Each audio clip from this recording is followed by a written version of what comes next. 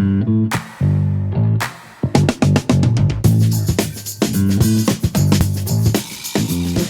to the latest edition of the Omni Talk Spotlight Series, the series that highlights the people, the companies, and the technologies that are shaping the future of retail. I'm your host, Chris Walton. And I'm Mezzenga. And today we have two very special guests to talk to us about the future of barcoding in retail. Yes, Chris, if you didn't catch our Fast Five podcast just a couple of weeks ago where we discussed this, we're going to go into today with a couple of experts what the past, present, and future of the barcode is. We are going to find out with the help of Ayub Mohammed, the SVP of Global Sales and Customer Success at Bitly, and Carrie Wilkie, the Senior Vice President of Standards and Technology at GS1 US. Yeah. Yes. Thank you both for joining us and welcome to Omni Talk. Thank you. Yeah, thank you. Really appreciate both of you hosting us. Yes, and let's get to know each of you a little bit before we get started. Carrie, let's start with you. Give us a little bit of your background so our audience can get to know you. Sure. Thanks again for having us. Carrie Wilkie with GS1 US. I've been with GS1 US for about 10 years now, background in master data management, and quickly have become a bit of an expert on all things barcodes. So I've been enjoying the conversations that you all have been having about barcodes this year and look forward to the conversation today. Have you always been fascinated by barcodes, Carrie? Like growing up, were you like, I wonder how this came to be? You know, I think one of the things we'll probably talk about today is nobody really thinks about barcodes. I don't think any of us get up in the morning and are like, oh yeah, barcodes. But I've always been a data nerd. And so making the connection between data and barcodes has been kind of exciting over the last 10 years. I have wondered, I'm like, why are the lines like so far apart and all that kind of stuff? But Sure, you know, I'm kind of a nerd that way. So Ayub, what about you? Yeah, absolutely. I'm on the other side of Carrie. So Carrie's been there for 10 years. I've been at Bitly for 1 year. And so I get the pleasure of running our sales and customer success org. So day in, day out, I'm working with customers just to understand their needs and market dynamics. I actually joined Bitly knowing the brand, as many of our listeners do. And I thought of it as a link shortener, right? And so as I joined Bitly, I learned that much more, which is really exciting in what we're doing in this connected package space. That's amazing. I'd love to start at the square one. I mean, Carrie, maybe take us back. Chris is a history major, so he loves this stuff. I especially do too, because of a book that he was giving me a hard time because I was reading on my honeymoon about the history of the barcode. But enlighten our audience, if you would. Give us a little bit of the background, if you would. Absolutely. And Chris, you opened it up with why are the bars so far apart? So I'm going to do a little bit of a deep dive there. Awesome. Really think about the history of the barcode. The conversation started in the grocery industry in the late 50s, early 60s about how to make grocery and checkout more efficient. People were spending a ton of time in the checkout line. The grocery stores were putting the little stickers on everything. If you remember back in the day when everything had a price sticker on it, and cashiers were just hand keying all of that data into a register. The grocery industry came together and said, there's got to be a better way to do this. And so they employed a lot of engineers around the US to think about a way to do this. There were a couple of iterations of the barcode before we got to the lines and spaces that we know today. The early iteration of the barcode was a bullseye shape. It was difficult to print and really difficult to scan, and so that didn't really gain traction.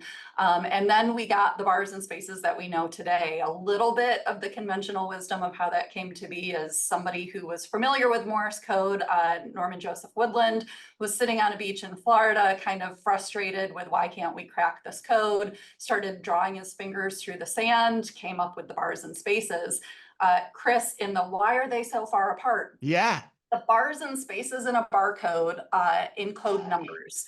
And the scanner, the laser scanner of back in the day, is looking for light reflectance to figure out what number that is. Is it 0? Is it 1? Is it 3? Is it 9? What is that? So the reflectance in the spaces between the bars is what the laser actually reads and tells you what the number is. Fast forward, that was amazing. It solved a ton of industry challenges. Checkout became really fast and effective in the grocery industry, and other industries started raising their hand and saying, can we get on this bandwagon? And so we started seeing a lot more use cases for barcodes. That The first scan of the UPC barcode happened in the US in June of 1974. So we just celebrated that 50th anniversary of that first scan. 30 years ago, though, we saw the creation of the QR code. And so while we think of QR codes as fairly new technology, dare I say a little bit of a silver lining out of COVID that we all started interacting with QR codes, Right. that technology has been around for 30 years. And now we're looking at how do we mash together the supply chain functionality of barcodes with the advanced capabilities of 2D barcodes like the QR code. Wow. So we owe it all to NJW. That's it. That's basically what you're saying. Good old Norman Joseph Woodland sitting on a beach, drawing his fingers through the sand. Good old Norm. That's awesome. That's wonderful. I did not come up with anything like that when I was on the beach on my honeymoon reading that book, unfortunately. Or I would not be on this podcast, I don't think. There are too many jokes about you reading that book on the beach on your honeymoon too, Ann. But so Ayub, do you have any color you want to add here? Yeah, I can add to the QR code story. And again, love this story about the beach. But so QR codes, as Carrie mentioned, 30 years ago, they were introduced, right? The premise of them was quite simple, but powerful if you think about it. A scan can essentially give you numerous amounts of data, surpassing kind of any code of its kind. And so when you fast forward to today, you see with the omnipresence of mobile devices, their ability to scan codes anytime, anywhere, the widespread adoption has really picked up, right? And so in 2023, we even saw retail and CPG companies using QR codes 88% more often. And so why were they doing that, right? It was this effort to get more information, to connect with consumers more. So instead of traditionally facilitating transactions or transactional events like concert tickets or scheduling of doctor's appointments, you see this shift, and this is kind of where 2D barcode fits in this. So, hey, we want to connect with our consumers. We want to give them an experience that they haven't been able to have with our 1D barcode. And an interesting fact about that as well, than a 2D barcode, you actually get 20 times more points of data, or characters, I should say. So you're at 7,089 characters of information compared to 20 in a traditional 1D barcode. So it's kind of neat how all these nuances are happening. And just for the audience too, because we've said a lot, we've said traditional barcodes, we've said QR code, you just said 2D barcode. What is the difference between a 2D barcode and a QR code too for the audience? Yeah, absolutely. So if you think about QR codes, quick response codes, right? They're two-dimensional barcodes. They're just often you see them in square shape. They have high data capacity. They're typically landing you somewhere like using applications like marketing, mobile payments, information sharing. Whereas 2D barcodes, they actually are GS1 enabled barcodes is what Bitly provides, and they store information both horizontally and vertically. So they hold more data than those traditional 1D barcodes. And so they can be used in many different industries for tasks, including tracking, identification, logistics, and they require a more sophisticated scanner that can scan both horizontally and vertically, as I mentioned. So they're more often used in commercial or industrial settings. Awesome. Okay. So so let's go into that then. So what are some of the benefits or efficiencies of QR codes and 2D barcodes for a retailer or CPG that we're just now starting to see them try to capitalize on because of the ability to collect and understand more information? Yeah, Chris, some of the things that we're seeing and just kind of backing up Ayub's difference between 1D barcodes, 2D barcodes, we're bouncing around a lot of terms here. There's several different types of two-dimensional barcodes. So to the point that, we're encoding on both axes with a 2D barcode. The QR code is what most of us are most familiar with. It's, the box that has kind of the three little boxes in the corners. There's a couple of other types of 2D barcodes as well. What we're looking at GS1 is a standard called GS1 Digital Link. And I mentioned that part of what Bitly is offering is a QR code with that GS1 Digital Link standard. That's really the beauty of mashing together the number that we have in a UPC barcode today with the full functionality of a QR code. And so starting to see, back to your question now, in CPG and in retail, some of the things that we can enable there is you're still going deep at point of sale because you've got that number that's in the UPC, but then you've got the potential for more information. So things like batch or lot code, expiry date, so you could potentially stop something that's recalled or expired from going out of your store. If there's something with a short shelf life left, if you think about dairy or bakery or one of those departments where you've got a pretty quick shelf life on those things, being able to do on-demand discounting for something that maybe is expiring in a day or two. So there's a lot of benefits to retail in making this transition into a machine readable code that has all of that information in one place, that then the retailer can choose to unlock different experiences on the back end. So, Carrie, can you explain this a little bit more for me? Because we were down in Schnucks in St. Louis, and they've deployed GS1 barcodes, which is still kind of something that's relatively new.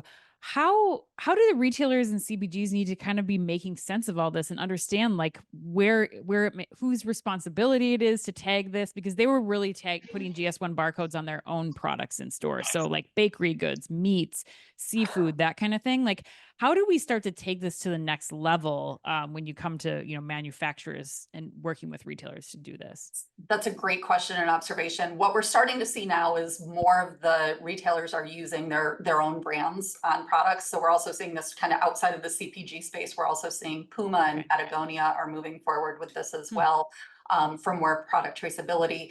Really, there's responsibility on the brand and on the retailer. So on the retailer end, it's making sure, I know Ayub mentioned making sure people have the right scanners. So do you have the right equipment in place? And then your back end system, are you actually decoding that information? So when you make that scan, what data are you pulling out? Where are you putting it in your system? And then, are you using it for price lookup? Are you using it to go in and see, am I checking this maybe against a recall file or a date file? So that's where the retailer has a lot more control right now on their own brand products. So bakery, meat, deli, those types of areas where they have a lot of control on those systems. On the brand side right now, where GS1 hasn't aligned with the industry yet, is what is the mandatory minimum set of attributes that are going to be in that barcode? So what should a retailer expect to receive when they scan the barcode? What should a consumer expect to receive when they scan the barcode? So we're seeing a wide variety today of maybe putting a date in, maybe putting a batch or lot code in, depending on how fast the packaging line is running and the print speeds. Also seeing things, I know Procter & Gamble and L'Oreal and Unilever are moving on this, and I'm sure Ayub has more examples where they're putting in information about, how to register your warranty. So maybe there's serial numbers on a more expensive razor product, or information that takes you to a web page on something that's a health and beauty item that you want to know more about the ingredients because you're putting that, on your skin directly. And Carrie, how far away are we, do you think? I mean, and maybe the answer is no, or you have an idea here or not, I don't know. But how far are we from the industry, quote unquote, getting to the point where we kind of align on what those standard definitions are? Well, we're working globally against an initiative that we call Sunrise 2027, which really is to say by 2027, every retailer should be able to scan 2D barcodes. And so that really is looking at the retailer equipment. We're seeing that the brands are starting to roll these out. Even now I gave some examples already of brands that are starting to move forward with this. So definitely not waiting until 2027 to make this happen. And the retailers are trying to figure out how to move faster as well. I think some of the, what is the minimum number of attributes that will be encoded, or what are the things I'm expecting, will continue to evolve based on what we all as consumers want and need, what regulatory landscape may say is required at time of checkout, and what retailers are looking for to offer their consumers as a value-added service to differentiate them from a different retailer. And is grocery still the hotbed of where this is going to happen too? Like similar to the history lesson? Like, yeah, it seems like it would be. And particularly the use case that always comes up for us is the food safety use case, right? Especially with the new food safety requirements that have been coming out as well. And for those listening, like the easiest use case that Anna and I always talk about is like, you can know what food is expiring. And so if there's a food safety risk on a particular product, like you mentioned, milk, eggs, probably chicken is a good one. That's the use case here, because otherwise in the old world, you don't know that when it's going through the registers. That's right, Carrie, I see you shaking your head. Correct. Food safety and food waste, if we stay in the food and CPG space, are the two that, I know I'm close to this and I get kind of nerdy about it, but those are the things that excite me the most on these use cases. I give the example of the peanut butter recall from a few years ago. The lot code on every jar of peanut butter somehow always seems to be printed on that crimped lid, and nobody can read that thing. And so, if you've got a sensitivity or an immune system issue and you see a recall, you're like, oh, I'm throwing this away. Like, I don't even care if it's part of it or not. Safety first. Myself, I was like, I'm halfway through this jar of peanut butter. I haven't had any ill effects. I'm going to assume that I'm okay with it. But if you were able to scan that barcode and immediately know, is this part of the recall or not part of the recall? How do I dispose of it? Is it safe or not safe? Getting rid of that food waste element is also a huge piece of this, along with the food safety, because we don't have to go through now that kind of baby with the bathwater and throw everything out just to be safe. I did mention, we're starting to also see this go in on apparel, clothing and accessories, health and beauty items, things that if you think about, how do I use this? What are the potential effects of an ingredient? How do I wash this, dispose of it, recycle it? So the use cases for 2D and the more information that you can get here are really, really enormous. Yeah, and that's important. I know Ann wants to ask you a question too about, other use cases or case studies you guys can each share, but I think like the point here from a retail perspective and having run stores too, like you can lock out a recall, you can lock out a recall and you can make it so you can't sell it through the register, but you don't know what you're really locking out ultimately at the end of the day. And it also doesn't get at the expiration info. Like that doesn't solve that problem. Like you can have stuff on the shelf that's expired and you just don't know if it's still going through the till. That's what we're talking about here, right? Absolutely. Ayub, do you want to say something? Yeah, absolutely. So what I'd add to that is, to us, there's multiple facets of that, right? If you think from supply chain, it's increasing those efficiencies that Carrie spoke about. When is something expiring, notifying people, what do I have to go have a flash sale on because I might have additional products to bring around, right? The other application is there's this need from a consumer standpoint to connect more with these brands. And what I mean by that is, think about it, I'm scrolling through Instagram, I'm seeing 20 plus brands at any time I'm going through Instagram, probably a little bit too much, as my wife tells me. And so I'm buying kids vitamins. I don't know what I'm buying at this point, but I don't have that brand loyalty that I once did, right? And so as you see from a consumer aspect, this 2D barcode actually unlocks a lot more. I would say from a consumer aspect, I'll give you a good example, right? Daily Harvest. What they do is they deliver essentially these food built on fruits and vegetables right to your door, and you cut them up and you kind of go along with your recipe. And so the way they're using it is actually 3 different processes. And this isn't 2D, but this is essentially unlocking QR codes as a gateway. And so you think the first one is retail store engagement, right? I'm sitting at a Kroger store. I'm looking at this QR code, I scan it, and Daily Harvest is there telling me about their charitable causes. They're telling me about the valuable insights just from their ingredients, from their ingredients and from their overall package offering. On the other side of that, Daily Harvest is actually gaining valuable insights. So they're knowing the number of scans, engagement levels, geographic data. Are people buying me more often in Saratoga than they are in LA? And so that allows them to really understand sustainability initiatives. The second area is the product packaging. So if you think about this again, it unlocks another gateway. And so that becomes, hey, let me scan this. It's going to give me ingredient information, how to make these recipes, or other things I could do with them. It gives me, and on the retailer side, it gives them again more detail into what the customer preferences are, what are their engagement patterns, and then last but not least, we're in this referral age, right? I just purchased a ring, and the reason I purchased a ring, which gives me all my health data, because my buddy told me, hey, you need to know how often you sleep. Bizarre enough, right?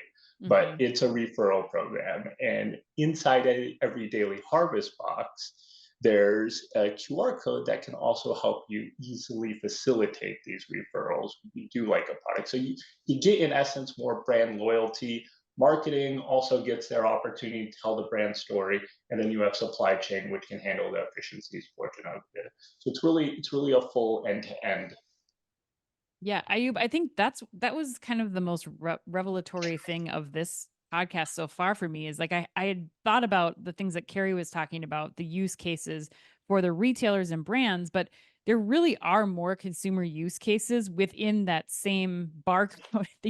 Like the Right. use cases are growing significantly, and especially I think as we start to think about where the return on investment is going to start to come from, because it's not just in the data that you have to support, keeping things from expiration, throwing out less food, but it's also from that engagement data, I would imagine, that you're getting now from consumers that marketers can use that could potentially be plugged into retail media at some point in time. Am I thinking about that correctly, or is there more that you would add there, Ayub? Yeah, absolutely. So I do think of it in many ways in that way, shape, and form as well. So Curology, another customer of ours, right? They provide beauty products. And so what they can now do with some of your data is understand what you are purchasing and then help you identify what other products to purchase and what's going to help you in the skin results that you're going for.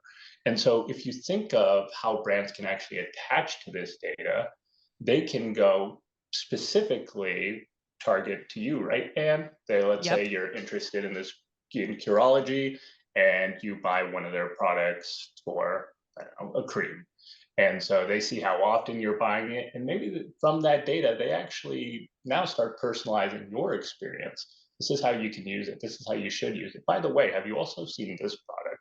So unlocking those gateways in that relationship that, again, has been transactional in nature in the past is really where I really see the magic happening. Yeah, that's incredible. And Carrie, I wonder if you can dive into with a little bit of from the retailer side again, and the brand side again. Like, where are they seeing the ROI specifically? Can you kind of break that down again into some bullets? I know we've talked about a lot of them today, but if they were just to hit on those specific returns on investment, what would you call out? Sure. So I'll pull in an example that we haven't spent as much time talking about, and I think draws on some of what Ayub just told us about with Patagonia. So Patagonia is moving to the 2D barcodes, so QR code with GS1 digital link. And one of the things that has been a real return for them, and also just kind of their whole brand standpoint, is reduction of paper. So if you think about, anytime we've gone out and bought a high performance gear item, whether it's a jacket or a tent or a backpack or whatever that is, you have that massive hang tag on there with all of the things about, okay, this is what this is made of, and this is where we source the stuff and how you wash it, and the weather conditions it's made for and everything else. By reducing all of that into one 2D barcode, they're able to get rid of that entire giant paper packet that's on a hang tag. Patagonia takes that a step further as well. If you know Patagonia gear, they have lifetime guarantees on their gear. Yep. Your zipper breaks on your product, something happens to your product, you can send it in and get that replaced. They're matching that QR code to the inside of the product. So, none of us leave that hang tag on a product after we buy it. We know, okay, I got this thing, it's going to do what I want it to do for me, but you cut that off.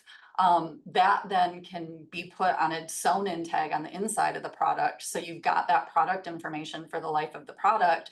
Further, Patagonia has that information for the life of the product. So to Ayub's point, they know how you're interacting with it. They know how often you scan it. They potentially can use that on I want to go put this on the marketplace to resell it, get a coupon to replace it.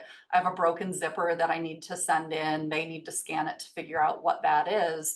So being able to take that just from one simple example on, a Patagonia sweater, from the front end, how am I engaging with it? What am I looking at in the store? Am I buying other stuff along with that? To the savings on paper and printing and process that they have, then through the life of the product to how you replace and interact with that product over time is just massive outside of some of the stuff that we've already talked about in CPG and retail.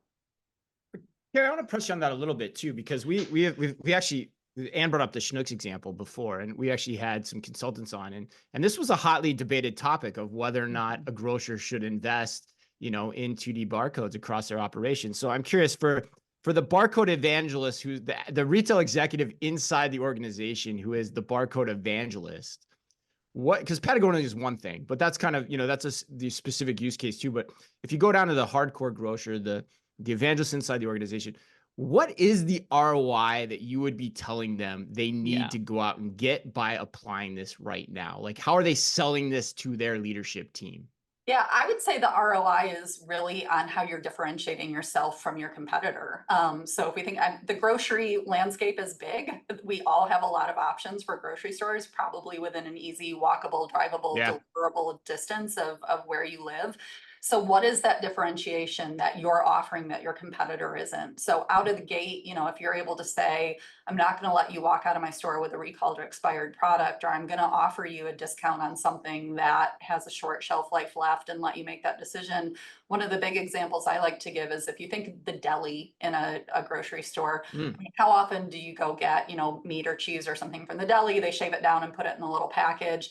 I don't remember what I got. Like, I don't remember what the thing was necessarily, you know? And so like, if I'm trying to look at ingredients, or if I'm trying to understand more about the nutrition of that item, if I'm using a fitness app to track calories or something, or somebody's in my home and asks about it because they have a dietary restriction, I don't know. Like, wouldn't it be amazing to be able to have a 2D barcode on that takes the little package that I brought home and links that to the giant block of cheese that they cut the cheese from that I took home with me. So really for the retailer right now, it's about how are you adding new services to differentiate yourself for the shopper. So, you know, Chris, you or I are saying, I'm going to Schnucks every time because they offer me this service and the competitor down the street doesn't. Yeah. And then there's, of course, the operational savings too from, you know, being able to manage all this better as well.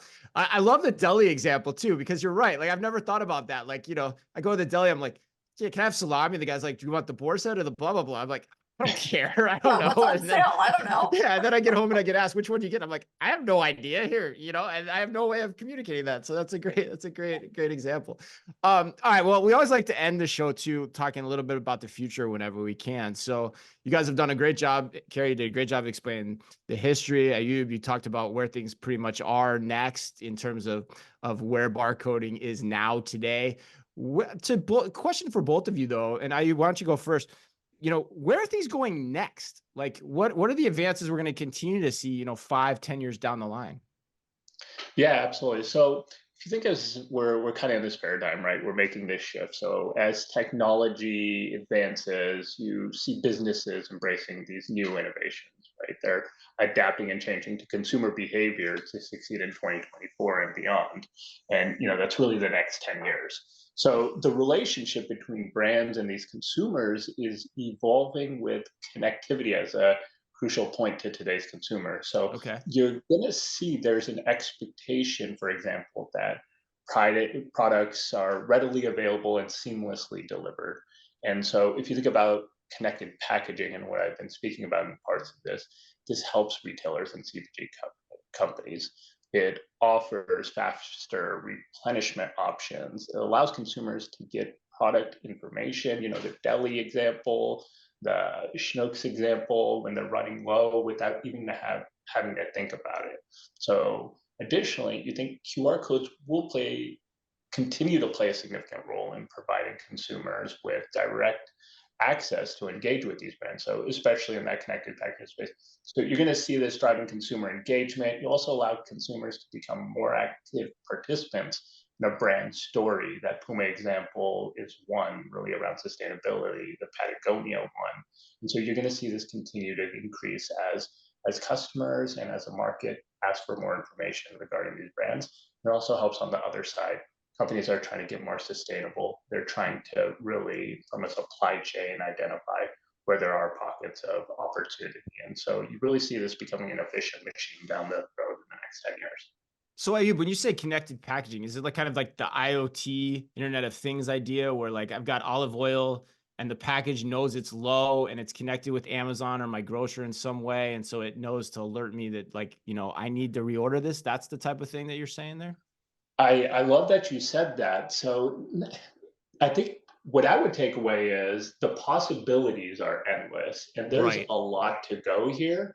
But now that we embark on this journey, we're just untapping what we can do with 2D barcodes with this connected packaging story. So a lot more to come. I don't know if I call it IoT, but hey, future's bright, right? But maybe, right? You gotta keep your mind open. All right, Carrie, what do you think here? Where do you think things go next? Yeah, I'll pick up on Ayub's comment that the possibilities are endless. You know, we've been celebrating the 50th anniversary of the first barcode scan. QR codes have been around for 30. I don't think of another technology that hasn't changed in 50 years, like the barcode. And I don't want to spend another 50 years talking about QR codes, frankly. You know, the value really is coming from the fact that technology is improving and the cost of technology is coming down so fast. I mean, we walk around with supercomputers in our hands all day long with our smartphones. There are so many things on the horizon for how to work in supply chain and identify products and locations. There are technologies like diamond dust and DNA encoding for produce. You know, the sky is the limit on what we need as consumers, what we need as regulators, what the brands and retailers really need, and how we interact with that technology that I think will keep us on our toes. And hopefully we're talking about the next evolution of what comes next in a few years, not in a few decades. That's a great point to end on too, because a lot of technological innovation comes from the coordination of different technologies too, versus just simply relying on the barcode, you know, at the end of the day, which, you know, has not changed much in the last 50 years. But at the same time, we owe this entire conversation to Norman. So kudos to Norman. We salute you for starting us on this path that we went on, this journey together we went on today. Thank you both. Thank you, Carrie and Ayub, for joining us. If people want to get in touch with either one of you, learn more, you sound incredibly knowledgeable on this subject. What's the best way for them to do that? Carrie, why don't you go first?